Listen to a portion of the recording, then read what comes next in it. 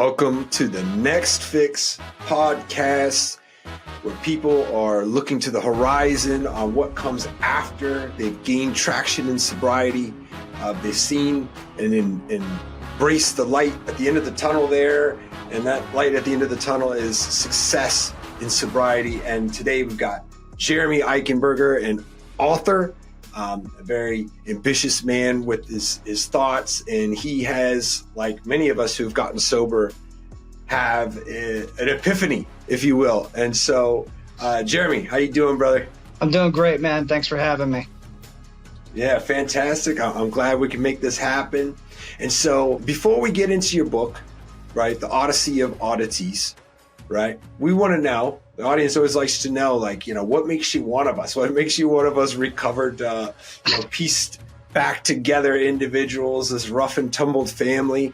You know, let us know what it looked like in maybe the not so good times, brother. Yeah, man. So I grew up in Wasilla, Alaska, of all places. So Alaska is one of those places where everybody parties. It's a party state. It really is. There's long nights, there's long summers. So partying is part of the culture. It just is. And, you know, I was in the punk rock scene and the hard metal scene, you know, so that had a lot of partying.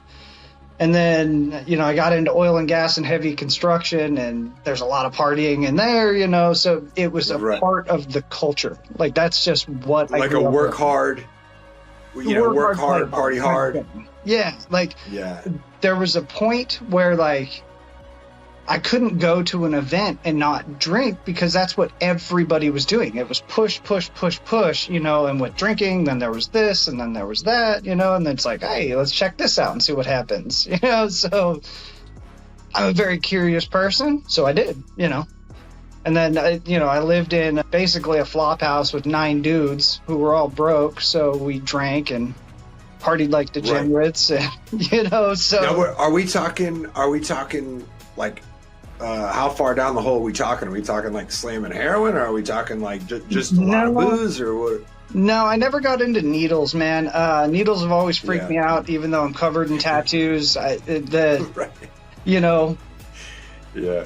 I have one of those personalities where, like, if I enjoy something, I'm going to do it to the max level. So Adderall, painkillers, mushrooms, weed, huffing ether.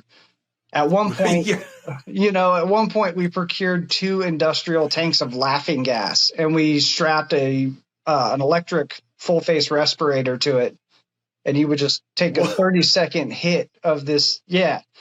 I can't really tell you where we got the laughing gas, but, yeah, we partied on that for weeks as just kind of, hey, you want to take a hit? Hey, you want to take – and, I mean – we took things to a level that was so ridiculous. It was dangerous. Dude, I've heard some stories, and I lived in Las Vegas 11 years. I've been on the show with these different guests. I've never that's one to remember. We procured like an industrial amount of laughing gas. Jesus, man, that's wild. Yeah. Consequently, did you know if you hold a can of laughing gas while you're taking a hit, the tank gets really cold and it will burn your arm? Yeah. Whoa. Consequences of being an idiot.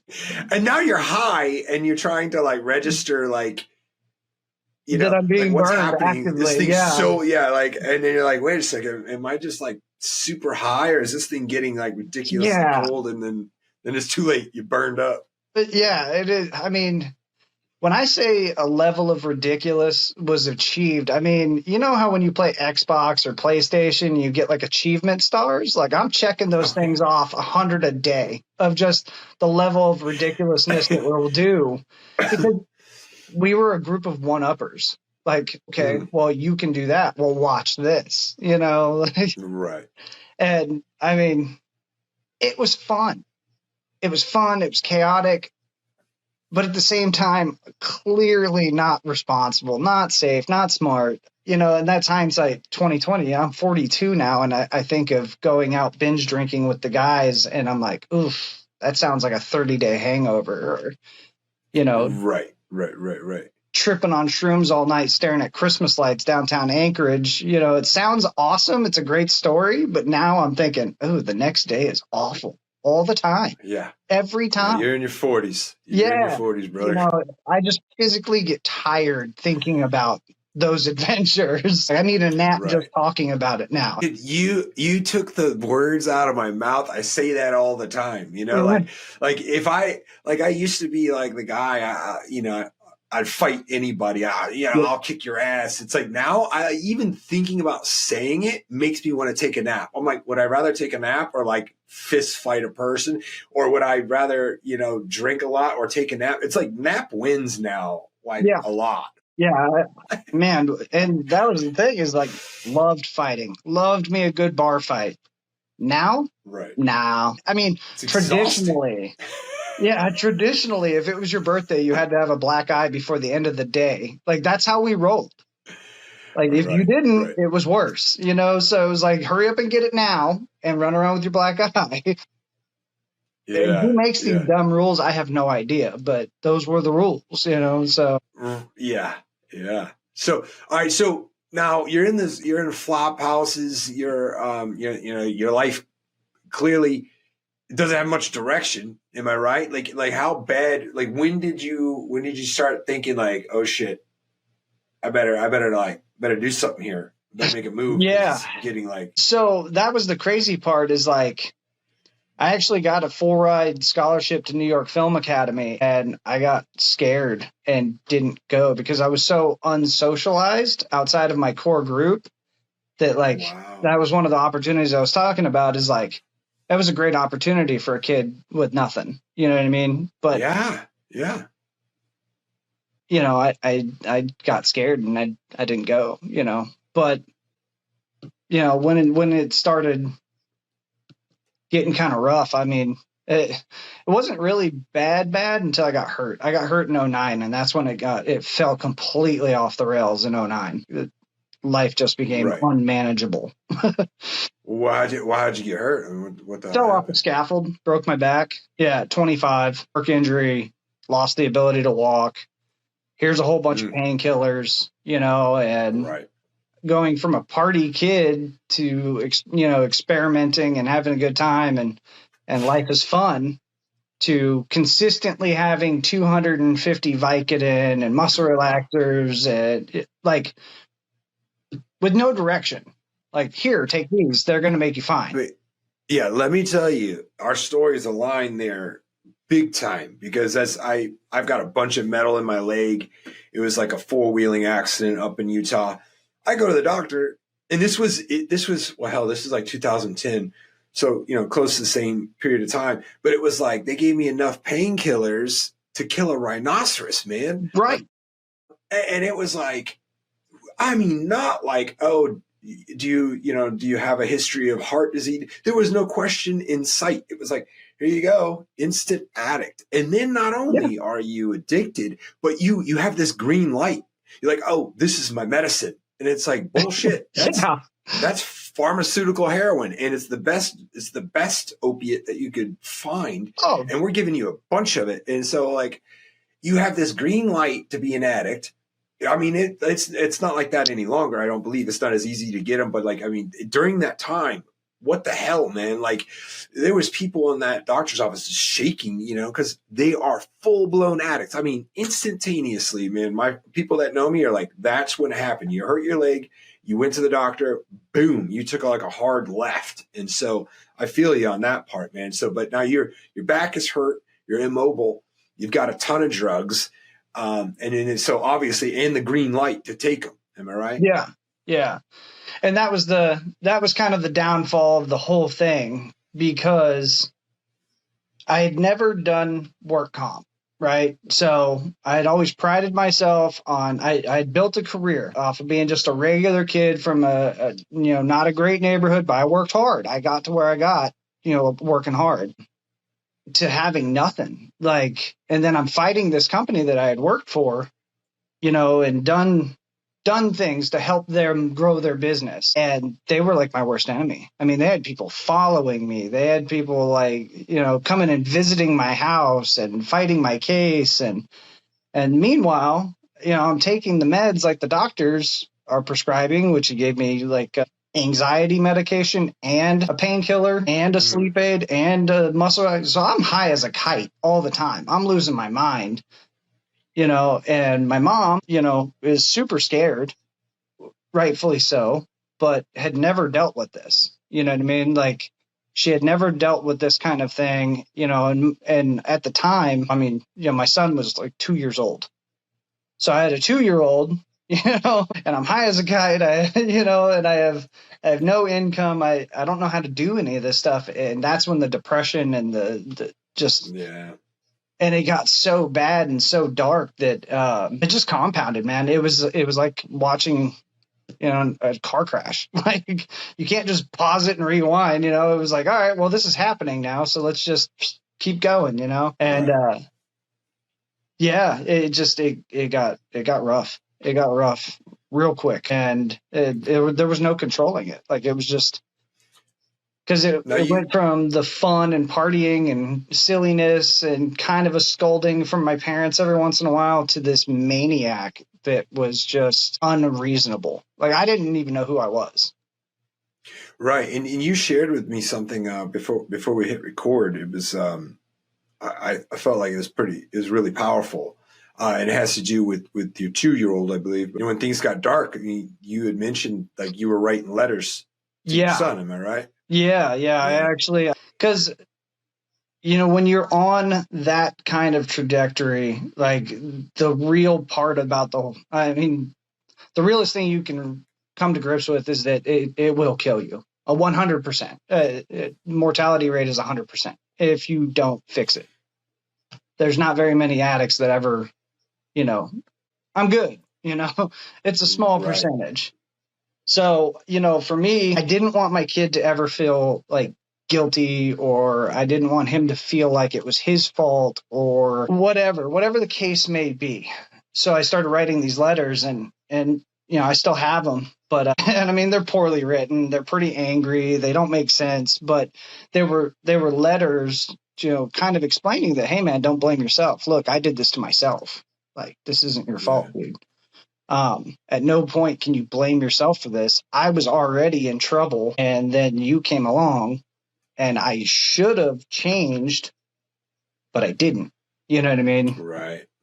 But, it was, and, they were geared towards things that I would want to hear growing up, like confidence boosters and, how to do this. And, obviously this is before really the internet kind of kicked off and you can just TikTok everything now. But, like, I suppose if that's how you want to get your advice. But I wanted him to know that he was loved and that it was an accident. Whatever happened was not on purpose, or but maybe you're contemplating your mortality. You're seeing the end.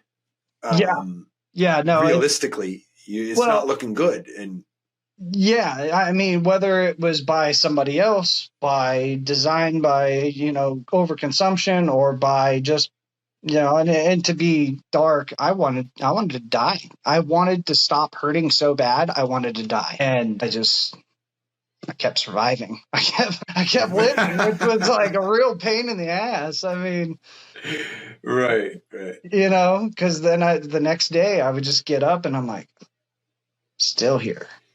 So is that? I know that feeling, man. It's like, eventually I was like, well, fuck it, I'm gonna get to work, and I mean that's like that was it. It was like the option of just like lazily waiting for the end to just like quietly take me in the night. It just like wasn't happening. And so even though I knew it was a possibility, even though there was a good part of me that wanted it, it wasn't happening. And then and like I said, I got to work. And so so what did that look like? What did it look like transitioning? Was there an intervention?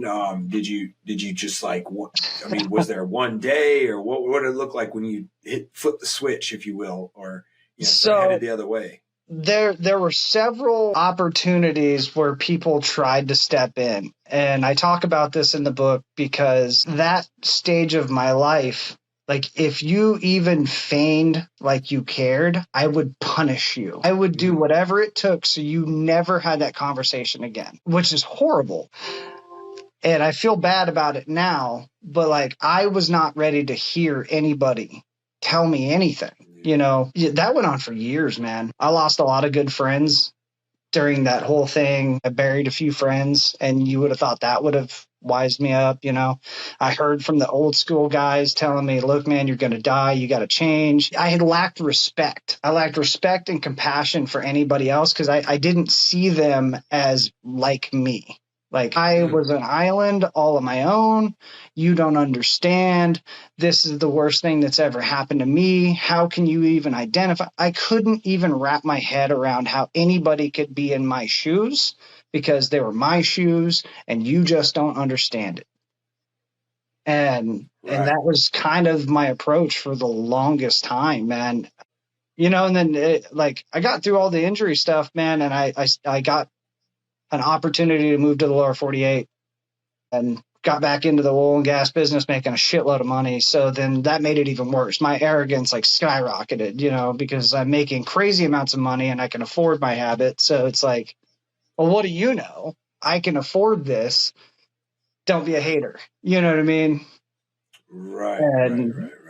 Yeah, I mean, really the turning point was I was actually out in West Texas working for an oil and gas company. And I got a phone call from my doctor in Indiana. My house was in Indiana. I was living in a camper in West Texas. And I got a call from a doctor and they're like, yeah, we need you to come into the office. We need to have a conversation about your last exam. Okay. You know, whatever, doc. Look, I'm on a 6-week rotation. I'm not coming back to Indiana anytime soon. Just give me the nitty gritty. You know, I can't really talk about it on the phone. Look, I don't have time for your games, lady. Like, just tell me what's going on. You know, like, I'm not coming back for 6 weeks. You know, I'm making a bunch of money. Money's more important to me. And she's like, look, I can't tell you a lot over the phone, but it doesn't look good. We found an anomaly on your lung and we need you to come in so we can check it out. Sure. She's like, I don't want to freak you out. And I'm like, well, that's not working. You're freaking me out right now. Like, you know, this isn't helping, by the way. You know, like I've smoked my entire life. I've drank. I've treated my body like a circus, not a temple. You know, I did asbestos and lead work. Like, am I dying? And she's like, well, it's not supposed to be there. You know what I mean? And it looks like it could be cancerous and all. And I'm thinking, well, damn. You just told me a death sentence over the phone. Yeah, I mean, I asked you to do it, but I was hoping you would lie. You know what I mean? Like, or tell me, you know, something positive, and you didn't, you know. And that was like the catalyst to the worst 3 weeks of my life because I went on a straight bender for like 3 weeks, man. And I mean, it got so dark because I figured that Hunter S. Thompson is one of my favorite writers because he is a genuine writer. Like, he is a real writer. But Hunter S. Thompson said something, and I always quoted him, you know, nobody's good enough to take out Hunter S. Thompson except for Hunter S. Thompson. You know what I mean? So, like, he, you know, when he got his cancer diagnosis, he ended himself, you know, and I thought, well, shit, I'm going to go out like the great, you know, like, this is what I'm going to do. And it didn't pan out. Obviously, I'm alive. But yeah, I had wrote like a list of people that should go before me. And I had made all these hateful calls, you know, and like just scorched earth on everything, every moral, every relationship I had. And I'm sitting there alone, bottle of scotch, bottle of gin, you know, in front of me, just annihilating myself. And I'm scrolling through Facebook as one when you're completely alone and you have no friends and, you know, like, yeah.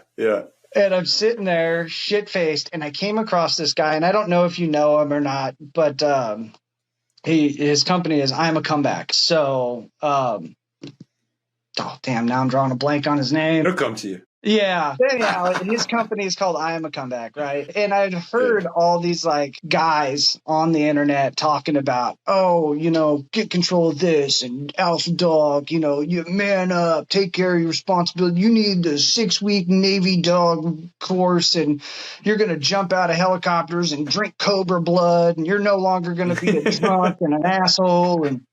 And I'm thinking, this is just another one of these dickheads, you know? Yeah, Mark Jenison. Mark Jenison is his name. And I'm thinking, I see his video, man, and it comes on my phone probably like 8 or 9 times. And his phone number's at the end of the video. And I'm thinking, what an asshole. Like this guy is so arrogant. He's selling this alpha dog course, and he looks like your gym bro guy, like, not that I have a problem with that, but like, for me at that state, I hated everybody. I didn't care, but his number's at the end, and I'm sitting there and I'm working myself up. I'm already angry, scorched earth on everything. And I'm thinking, I'm going to give this guy a piece of my mind. He's dumb enough to leave his phone number at the end of this video. He wants attention. I'm going to.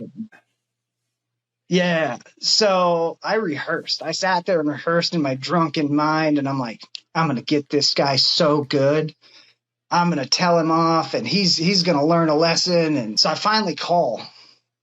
And I'm pumped. I'm amped. I'm going. And ring. And he picks up, dude. And it's the same voice from the video. And I instantly Control-Alt-Delete my brain. Wiped. Couldn't say shit. And I'm like, and it just on the other end of the phone. You good, bro? No, not really. And he's like, oh, you want to talk about it? I'm like, yeah, I guess. He's like, all right. And like, a little bit more pleasantries there, and then he's like, well, let me tell you how this works, Jeremy. And I'm like, wait, how do you know my name? Like this is how dumb I was at that moment in life, like, because it didn't even register. And I'm like, how did you know my name? He's like, caller ID, bro. Like, he didn't even miss a beat. Like, just fired it off. Like, he was ready. Like, he had a list of responses to my list of, and he was just so prepared. And it killed me, man. I was like, damn, he got me good. And he's like, you think you're the only drunk asshole that calls me? Like, really? And I'm thinking, he has a solid point. He has a really solid point, like, why would he put it, like, obviously, right? Right. And we just talked for like 2 hours, man. And the craziest part was all of the conversations that I had with all of the people over all of those years. That 2-hour conversation with a stranger that I found on the internet, I took more value out of that. And that's not taking away anything that anybody else had ever tried to do or anything. But for whatever reason, that combination of hate and jealousy and everything else that it finally clicked, man. And, I can't afford his course, like I had looked into it. It's pretty expensive, but good. If it works for people, good. Right. But that 2-hour conversation was what worked for me. And it was the craziest thing. Because people that are too close to you, man, well, for one, they're not professionals. And two, they don't have the objectivity to perceive your life. And they're just too close, man. It's like, my grandmother wanted nothing more on the planet than to see me get sober, man. But what did she know? She wasn't like a super articulate person. She cared more than anybody. Yeah. But she didn't have the tools and the phrases and the experience. And so you're on the phone with somebody who has these things. Right. And so he doesn't need to care as much as your mom and your family, but he's got those other things. He's got the objective perception. He's got the tools. He's got the phrases. He has the experience. He's seen what works. And so, yeah, man, that's a blessing to take away. And I'm sure for him, that's a win too, whether you bought his course or not. Because I've had these conversations. People have called me and like, my phone number is everywhere. It's in my book. It's on my website. And people, when they get a hold of me and they're like, oh shit, hey, and they're not usually angry, but I'm glad to have the conversation. And are there things that they can buy from me? Yeah. If they take away what you took away from him, then hey, man, we're all fucking winning around here. That's great. So you have this conversation and it's like hits you. I want to say like lightning, but you didn't say that. But it sparked the damn thing. Yeah, nice. Because it was the most surreal experience that I had in a long time. Like I talk about it in my book because I grew up to build walls. Okay.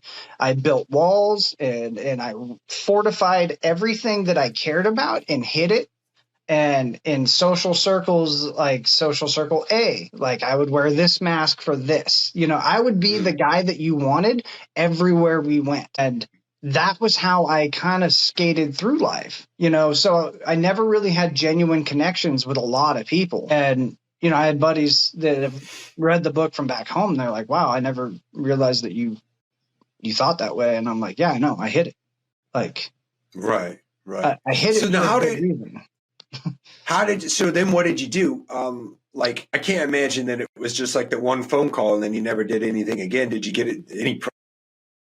Man. So, and I'm not saying this works because it's probably the hardest possible way to do this. I got a little whiteboard and I'm living in my camper and I just started counting days on this little whiteboard and I started journaling. I had tried the AA thing. I got more out of going to NA because those people seemed like they were a little more honest. But for me, like at that point in my life, I was so toxic that being around other people that were trying to work steps, I would probably ruin it for them. So I'd stop going. And right. I did a lot of reading and a lot of journaling, and I isolated, which really isn't supposed to be what you do, but it worked. Right. You went monk mode, man. You went monk mode. Like right. Everything went in the trash. You know what I mean? And that was just kind of the way I went. But I knew that like those programs wouldn't work for me because I would intentionally sabotage it to prove them wrong. Like that's how hateful I was. Should I have been? Probably not. Like I knew who I was then, and proving people wrong and proving that their ideas are stupid was kind of like a thing of mine, which is really horrible. I don't know why. Right. You're not alone, man. There's a lot of people that they enjoy, or sometimes it's the path of least resistance. Like it's really hard to bring yourself to a higher level. So sometimes the life hack is just bring everybody else down. Right. It's like, oh, I know what I'll do. I'll just shit on everybody and then I'll feel better without having to do the work of getting better. So people do it, man. I mean, it's very common. So, but so you get a whiteboard. And then you just start adding days, huh? Counting days, man. Counting days. Every day, like it was a ritual. Like every single day I'd make my coffee, I would change the day. Coffee, change the day. Do some push-ups, change the day. Yeah. So let me ask you this. Were you counting the day that had passed and you were already sober for that day? Or were you thinking today, another day sober? Like were you like proactively like you made the mark and that was today, and so like it was like your declaration that the rest of the day was going to be sober? So every day that my feet hit the floor I would get a new mark because I figured if I could make it through the night I could make it through the day. Wow. Yeah, that's because good. For me, and this was the excuse I used, I have always had a hard time sleeping. I'm one of the test subject A's for, the ADHD drugs. And one of the side effects is that, insomnia, right? So I've been on this stuff since I was like 10 and I'm still on it at 42, because nothing else works. Insomnia. So I've always had a hard time sleeping. Drinking, consequently, it relaxed me to a point, or I would black out. Yeah, right. Or I'd just black out drunk and wake up later. But that was always my excuse, is it helps me sleep. It helps me relax after a hard day, you know what I mean? But right. We're not talking the knees where a guy comes home after working, in his suit, and his wife makes him a cocktail and he has a smoke on the patio. No. I drank until I passed out pretty much every time. Right. No, I hear you, man. How many days have you been sober? Like I'm imagining like this, not that you're still doing, but in my head, the narrative is that you still have this massive whiteboard and it's just got like a shit ton of days on there. But so like how many days have you been sober? And then also like, so where are you at now after like getting that clarity and being sober now for X number of days? So I just celebrated 5 years on July 29th. So we celebrate it like a birthday. Congratulations. Thank you, sir. My wife goes out of her way to make sure that we celebrate it and recognize it. And that was new for me. So we got together after my first year of sobriety. So then she kind of took the ball and ran with this, and she makes sure that it's an event. Like we do something cool. Like we just went to the Bahamas, and I'd never been to the Bahamas. So that was like this big thing. And but yeah, 5 years, and as far as moving forward, what we're doing now is I've got some guys I work with that I'm mentoring. Some of them are in AA, some of them are in NA. We have small group chats, text messages, phone calls, and we work together. I'm trying to put together, obviously I'm going to keep writing. I really felt like writing was helpful for my journey. Right. I got some other ones I'm working on, like we talked about before we started recording, but it's a process and it's expensive. So, yeah. But yeah, we're starting up some programs to try to get men out of that zone, because especially with young guys in my industry, that's what everybody does. You go do your 12 hours and then you go to the bar, or you spend your weekends at the strip club, So I give a lot of extra time to the younger guys to coach them. And hey, look, man, like I understand you're having a great time. I'm sure I've done it. I've been there, but let me just tell you something, So I'm working with these guys to find better ways to spend their money, buy property, flip houses, invest in things. Nice. So I spend a lot of time mentoring, trying to design groups like that. I'm trying to get into the public speaking, which is another avenue where you got to be careful because there's a lot of sharks in the minnow pond, So it's like. Right. So, well, let me tell you a couple of things, man. One, you're incredibly articulate, and I think that will be. And you read. If you're quoting Hunter S. Thompson, then you've got the gift of linguistics, right? So, my mom said I had that. That's an advantage. And let me ask you this: you mentioned journaling earlier, and man, I believe it's been a massive tool. That's for certain. As far as my own personal growth and my sobriety and just getting my shit together, man. And so do you journal every day? Yeah. Yes. There's actually several of them behind me. Nice. That's the step one for a lot of my guys is these $10 journals at Walmart.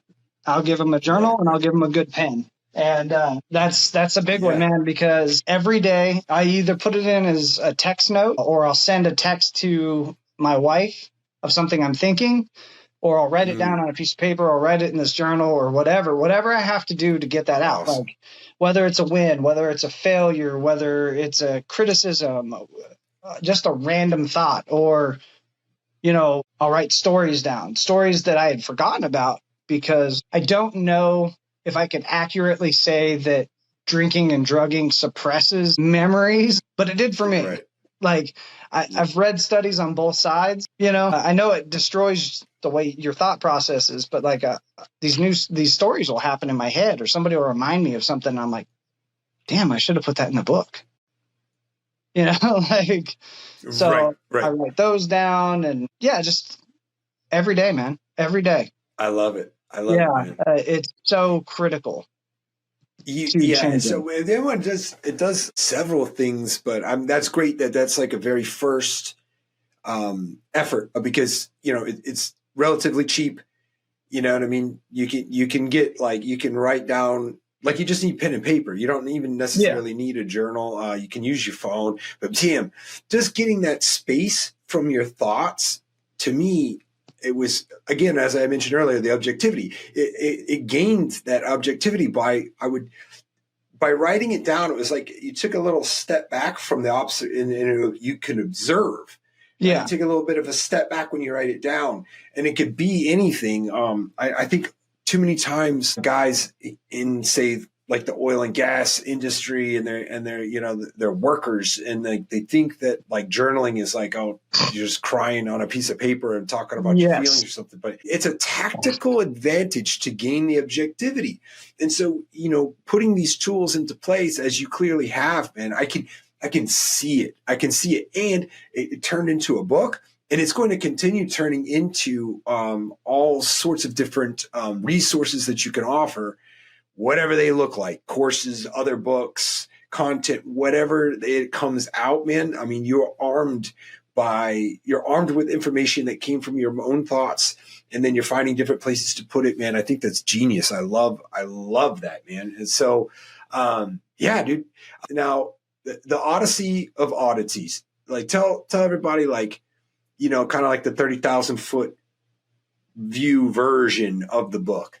So, all right. The reason for the title is my life is weird. Like, I've had some strange things just happen, and people are like, how? I don't know, to be honest. Like, I don't know how I've got into these situations, but I got into situations, and people are like, I don't even know how you do that. Me either. So that was the reason for the title there, And it's essentially kind of some tales, things I've done, places I've been, and then, stories about things that I feel like had to be said.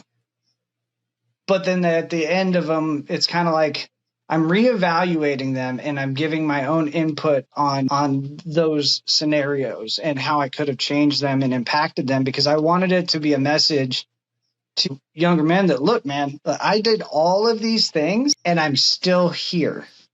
Okay. So it doesn't matter how you start. It matters how you finish. Right. So I could kick my own ass about all the things that I screwed up. And I'm sure there's hundreds of people that'd be like, yep, that would be the appropriate response. You deserve that. And I agree. I was a real piece of crap for a long time, but I'm sorry. That's all you're getting. You know what I mean? Like, what do you want me to do? I apologized, and I've moved on. I've made my life better. And I wrote this book about it to help young men realize that, first off, dude, don't be scared to talk about things. I was told the same bullshit, that men don't talk about things. We don't talk about how we feel. We don't talk. And I'm not saying throw a temper tantrum over a Starbucks order. I'm saying if you got some real shit to talk about, you need to find some real dudes that you can talk with. I mean, if you don't have those kind of people at your table, I suggest you start checking off the guest list and removing chairs from the table until you find those real dudes. Like, I have a core of guys that I can depend on. Those are my 3 a.m. Like, I can call them at 3 a.m. Wherever I am in the country, planet, whatever, they will show up. And nice. Those are the guys that I associate with. But I mean, I had, I don't know, hundreds of people that were my friends, Right. And yes, it's just stories like that, man, because it's these realizations that obviously I didn't recognize as a young man. And I talk about it in the book, like the 15-year-old me wouldn't agree with the 20-year-old me, and 5 years from there, and the 40-year-old me would hate the 35-year-old me, you know what I mean? Because that's right. I'm tracking the progress, and you can read through the book and you can see that, like, my ideas and my idol, what is the word I'm thinking of here? I just brain fart there. My mentality just grew as an adult. Yeah. Right. And obviously, as an addict, which I don't, and that's another thing that people frown upon when I talk about it, is I don't classify myself as an addict anymore. I don't classify myself as being in recovery anymore. I'm good. I'm doing all right. I still have my own thing that I work. I still identify with people. I don't discredit their thing. But when I refer to myself, I refer to myself as Jeremy. I'm just Jeremy. I'm not Jeremy the addict. I'm not Jeremy the drunk. I'm not Jeremy the, former fuck up. You know what I mean? Like I'm just Jeremy. I'm just a guy, man. That's just it. I'm just a dude. I'm a dude that made some mistakes, and I fixed it, and I wrote a book about it, and it's pretty awesome. That is awesome, man. Makes people laugh, makes people cry. So, I think I'm doing the right thing. So I think that you are too, and I think that I appreciate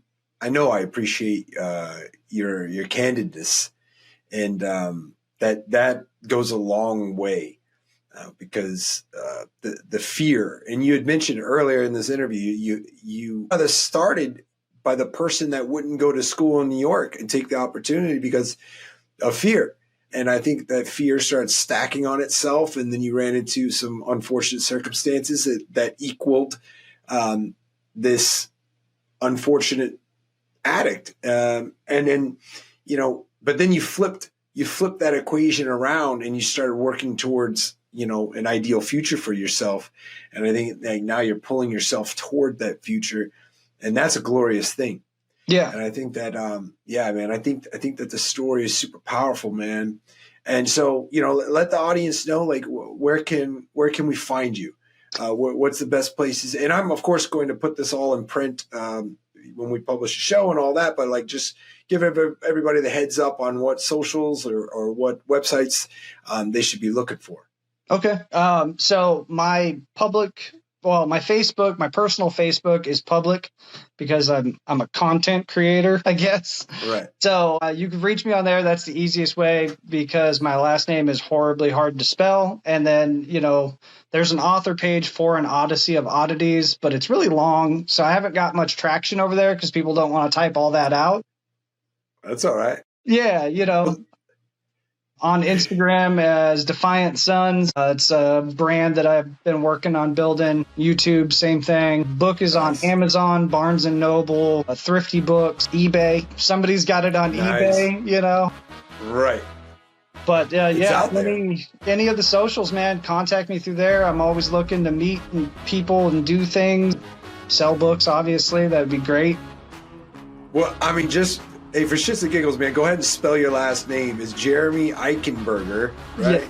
Give us the letters, brother, so we can get people on the ground here. And I'm going to have it in print, like I said. Yeah, so it's EICHENBERGER. Like BER. BER. I was thinking, I was going burger like hamburger, but it's the wrong one. Well, right. It's German. So if you look at a lot of the German stuff, it's like BER and GER. There's no U in there. And people make that mistake all the time, and that's fine. And then when I spell it out, they're like, oh, I could have guessed that. Yeah, probably. Right. Like, I've been spelling it for 42 years. I'm tired of it. You know what I mean? Yeah. The wife wants me to shorten it. We're thinking about it.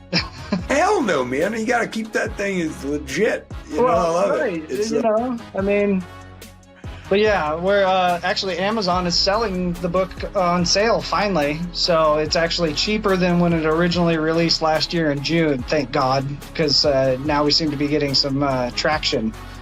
Apparently $19 for a new author was a little high on the... Well, that's all right. Once everybody starts hearing about this, brother, they're gonna go find Eichenberger with an E, and they're gonna. Yeah.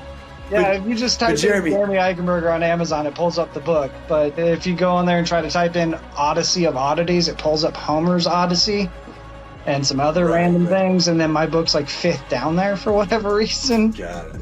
Yeah, that's not bad. Yeah, but I greatly appreciate the courage that you had to have to write all this stuff out and flesh it out and then share it, right? Yeah. That takes balls, man. And so I salute you for that. And I want to let you know that I appreciate that. And everybody is better off that you've put that work out into the world, brother. And so that being said, we've come to the end of another episode of the Next Fix podcast. Jeremy, I appreciate you being a part of it. Thank you, sir. Thank you for having me.